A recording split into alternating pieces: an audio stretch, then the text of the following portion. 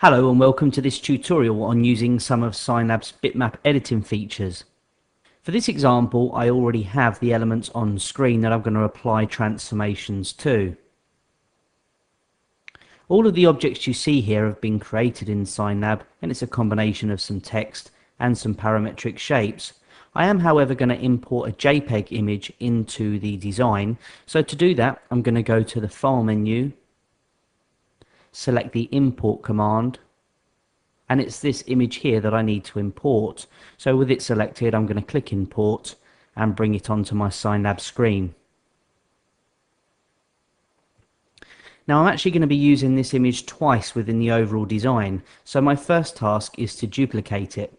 There are several ways that this can be done, but one of the quickest I find is to hit the plus key on the keyboard. This will generate another copy on top. I can then grab that copy and move it to one side. Now I want to change the color of this black background, and to do this I need to use the bitmap editing tools. I can access these by simply double clicking on the bitmap itself, and as you can see, all the bitmap editing tools will now appear in my taskbar at the top of the Synapse screen. I'm going to use the magic wand tool to select the black background. So with the tool selected, I can now click on the areas I want to highlight. I will also press and hold the Shift key while doing this, and this is to add to the selection with each segment I click on. Not doing it in this way would mean that as I select one area, another would be deselected. Okay, so with all the areas selected, I can now click on the palette and select a replacement color. Okay, this light blue should do fine. Now I can click the Fill Region tool to replace the black background with the blue from my palette. I'm going to use this bitmap image to create the background of the sign. So what I'm going to do now is just move it into position, and you can see I've already placed some guidelines on the screen which represent the outer line of my sign. So it's just a case of snapping this image within that area and then sizing it up so that it fills the area within inside these guides. Next I will use one of Synapse bitmap filters to blur the background. Now these can be found by going to the Image menu. I'm going to select the Blur tool, and from there I'm going to use Motion Blur. Simply sliding the effect bar up and down will adjust the degree of blur that's applied to the image, and this preview lets me see exactly what's going on. About 50% should do fine for this example. Okay, that's great, so I can click on OK to apply that, and we're back in the main Synapse screen. You can see the background taking shape now of the overall sign. Next I'm going to take the duplicated alloy wheel image I created earlier and place it on my background. Now straight away you can see we have to get rid of the black around the outside of the wheel because it looks odd. And we need to be able to see the background showing through the spaces within the wheel. Now to do this, I'm once again going to double click on the image to reveal the bitmap editing tools at the top of the Synapse screen. This time I'm going to use the eyedropper tool to identify the RGB value of this black background color. Okay, and you can see it's actually pure black. It's RGB value 000. What I'm going to do now is click Add Color, and this will then become my target color here in the taskbar at the top of the screen. I can then use this transparency tool to instantly turn this color off. Now this is a toggle feature, so clicking this symbol again will turn the color back on. Okay, so a nice simple trick, but as you can see we're not done quite yet. You can see not all of the black background has been turned off. Elements have been left, and this is because although they look pretty black, they do not share the exact same RGB values as the target color I originally selected. Now this is not a problem and can be easily rectified using another simple tool called Clean Up Black. This tool will make colors that are close to black, pure black. And to use this feature I simply click once, which will return the rest of the black background. With that done, I can now once again click the transparent color tool. You'll see this time we have a much more pleasing result.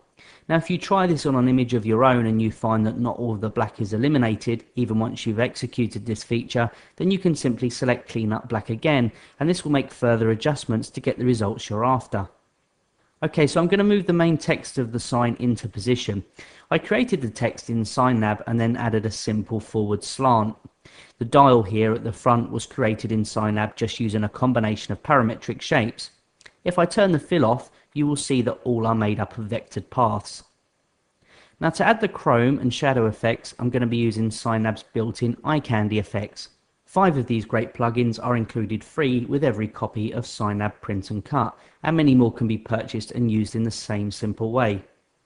I'm going to apply the chrome effect first, so with the dial and text selected, I'm going to go to the image menu, select eye candy, and then chrome. In the first dialog window, I can select to apply the effect to the inside or inside and outside of the path. This style of plugin is best applied inside with a clipping path, and I'll explain more on this in a minute when we return to the main Synap screen.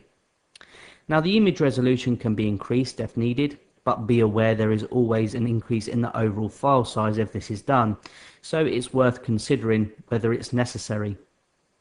For this example, I'm going to leave it on its default resolution. I'm now going to click OK, which will take me onto the main eye candy window.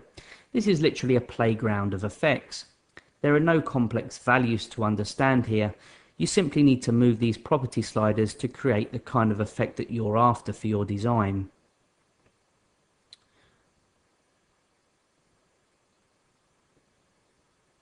It's also possible to adjust the lighting conditions and the angle.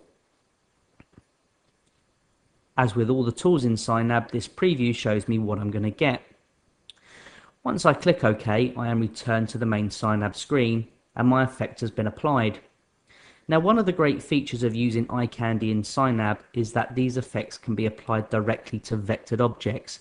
In addition to this, with effects like chrome and bevel, Synap automatically places a clipping path around the outside of the edges, ensuring that they are kept crisp and smooth no matter how big the design ends up being printed. This is particularly important if your graphics are going to be printed large, say for instance on the side of a large vehicle or a bus. Now the next eye candy effect will be a soft shadow. To achieve this, I will need to select the chrome lettering and blue background. As before, I'm going to go to the image menu and select eye candy and then shadow lab. Now this first dialog window that appears is the same as before. However, for this tool I need to make a couple of different choices. Now this effect will blend out gradually, and so I will use the inside outside option. If I use a clipping path for this tool, it will spoil the effect. Now the soft shadow will be embedded in the background of the sign. Now that's that blue area that we created earlier with the alloy wheel image. In the bitmap source section, I will select the blue background, and then in path source I will need to select my text.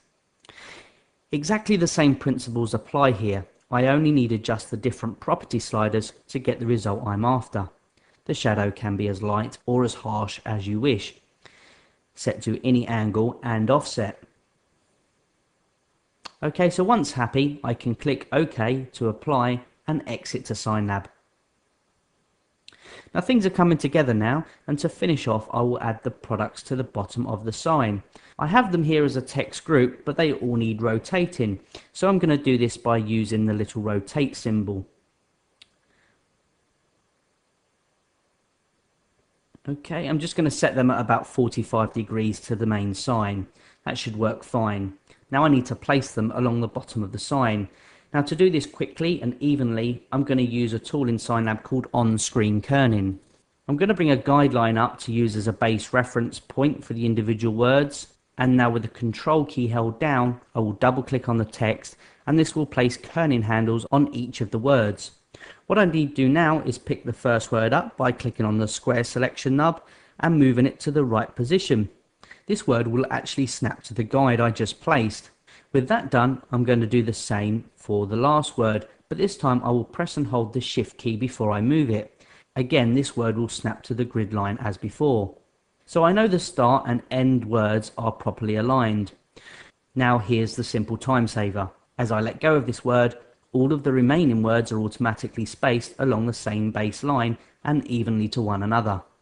To finish off this example, I'm going to add a simple white outline to highlight these letters. Okay, I'm going to do this by going to the transform menu, selecting the outline tool. I'm going to make sure I have white as my color, and I'm just going to apply the thickness of the outline with this small slider next to the lettering. Okay, and this example is complete. I'm sure you can appreciate how easy it can be to create high impact effects with just a few simple steps.